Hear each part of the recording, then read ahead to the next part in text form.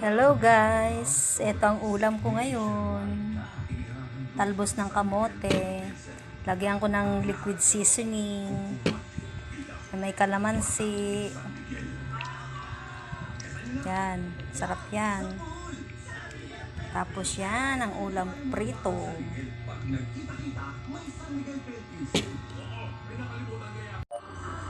Kain tayo. Dagdagan ko pa ng liquid seasoning. Medyo mataba.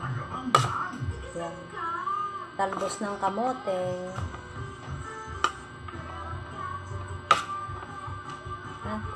Sarap to. Kain. Hop.